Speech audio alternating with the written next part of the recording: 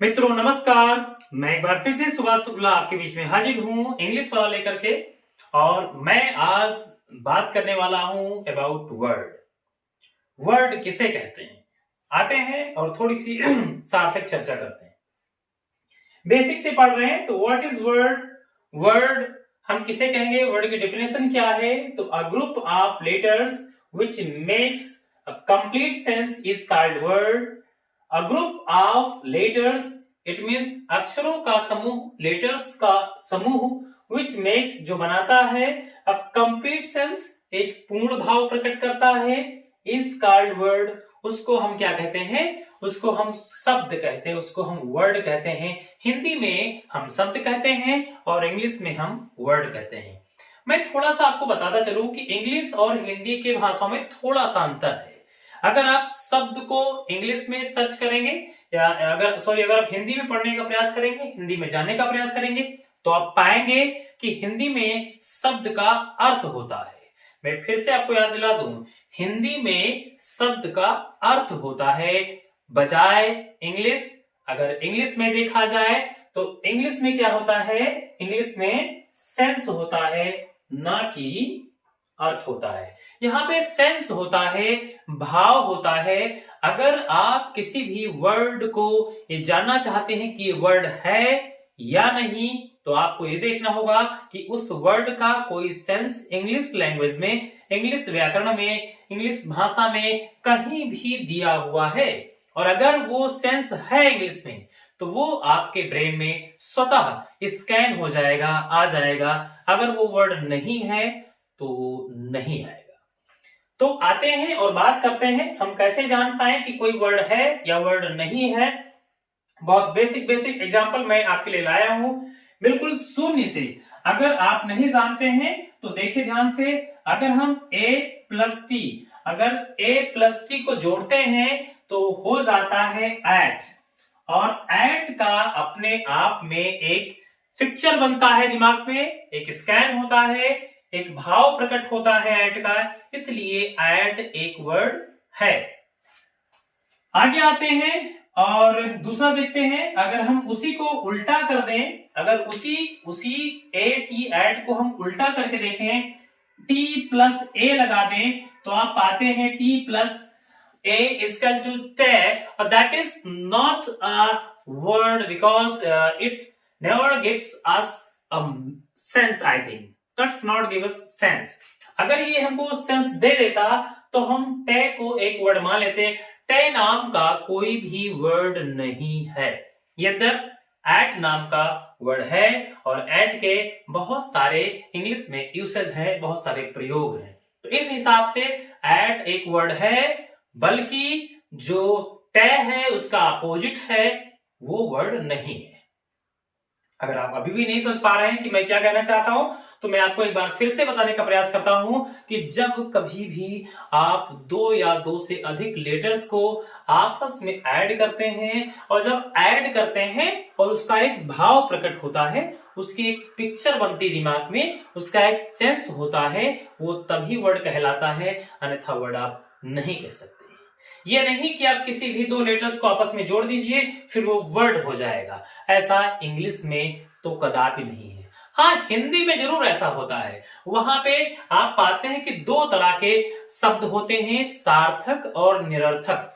ऐसा यहाँ नहीं है। यहाँ या तो सेंसफुल है, सेंसलेस वर्ड्स की यहाँ पे कोई गुंजाइश नहीं होती है, बहुत ज्यादा उसकी रिक्वायर आई थिंक ना के बराबर होती है। तो ये मोटा मोटा समझिए कि जो सेंसफुल होता है that is a word in English. जैसे ए टी एट, एट को हम वर्ड कह सकते हैं, लेकिन टी प्लस एट टे को वर्ड नहीं कह सकते हैं। इन द सेम वे और आगे बढ़े तो O plus N equal to on. तो ऑन एक सेंस रखता है अपने आप में। ऑन के कई सारे सेंसेस हैं, ना केवल एक, उसके कई सारे सेंसेस हैं प्रीपोजिशन में आप देखते हैं। तो वहां पे क्या होता है कि जो ऑन है वो एक वर्ड का कार्य करता है, ऑन एक वर्ड है। लेकिन उसका उल्टा करके देखें, N plus O, no, no का भी एक सेंस है, नो का भी सेंस है इंग्लिश में, इसलिए नो भी अपने आप में वर्ड है। और आगे बढ़ जाते हैं, ज्यादा देखते हैं बड़े बड़े, C plus A plus C plus H plus A plus I plus ER इसका टू हो जाएगा chair. P plus E plus A plus R हो जाएगा pear. T plus E plus A plus C plus H plus E plus R हो जाएगा teacher. या छोटा भी देख लें T प्लस O तो टू भी एक प्रिपरेशन है, इसकी भी महत्ता है, इसका भी एक भाव है, इसलिए TO टू सोचो एक वर्ड है और टे एक वर्ड नहीं है। ओनली फॉर द सेंस से, केवल भाव के कारण ही ऐसा है। अगर टे का कोई भाव होता तो टे भी एक वर्ड या टा भी एक वर्ड हो जाता। ओके, मैं सबसे बड़ा एक आपको एग्जांपल देता हूं, हो सकता है आपके समझ में आ जाए। C plus I plus B plus I plus L plus I plus Z plus A plus T plus I plus O plus N equal to हो जाएगा सिविलाइजेशन। सिविलाइजेशन 12 लेटर्स से मिल करके, मतलब 12 लेटर्स से मिल करके एक वर्ड का निर्माण करता है। वर्ड इसलिए कहते हैं इसको क्योंकि इसका एक भाव है इंग्लिश भाषा में, इसीलिए हम इसको कह सकते हैं। मतलब साफ साफ कहने का यह है कि चाहे वो न्यूनतम 2 लेटर हो या अधिकतम 12 हो, 20 हो, 25 हो, 26 हो, इवन दैट, याद रहे अगर भाव नहीं है उसका, अगर उसका कोई सेंस नहीं है तो वो वर्ड नहीं हो सकता। अन्यथा अगर सेंस है, अगर भाव है तो उसको हम इंग्लिश में वर्ड आई थिंक कह सकते हैं। ओके, तो मेरा अंदाजा है आप मेरी बात को समझे होंगे। अगर नहीं समझ पाए तो मैं एक बार फिर से रिपीट करता हूं। अगर आप नहीं जान पाए हैं तो वीडियो को आप रिवर्स करके फिर से देख सकते हैं आसानी से। अगर आप हमसे जुड़े रहेंगे तो विश्वास करिए आपको इंग्लिश भाषा का बहुत अच्छी जानकारी हो जाएगी। बहुत कम दिनों में, मुश्किल से 2-4 महीने लगेंगे कम से कम। मैं कोई एक सर्टेन डेट नहीं बता सकता हूं, लेकिन ये श्योर कर सकता हूं कि आपको इंग्लिश आ सकती है। अगर मुझे आ सकती है तो व्हाई नॉट यू, आपको क्यों नहीं आ सकती। अगर आप प्रयास करेंगे, अगर आप जुड़े रहेंगे तो मुझे विश्वास है। मैं पिछले 10-12 सालों से पढ़ा रहा हूं ऑफलाइन, आया हूं अभी ऑनलाइन, नया हूं। बच्चों की काफी रिक्वायर थी बाहरी जिलों से, इसलिए मुझे आना पड़ा। तो मैं चाहता हूं कि आप भी सीखें और अपने बच्चे, अगर आपके भाई बहन हैं, उनको भी सिखाएं, दिखाएं बार बार। और अगर कोई इसमें त्रुटि है तो आप अपना सजेशन मुझे अपने कमेंट बॉक्स में दे सकते हैं। इसके लिए आपका बहुत बहुत आभार होगा। सो थैंक यू, मिलते हैं नेक्स्ट वीडियो में और आगे हम पढ़ेंगे फ्रेज।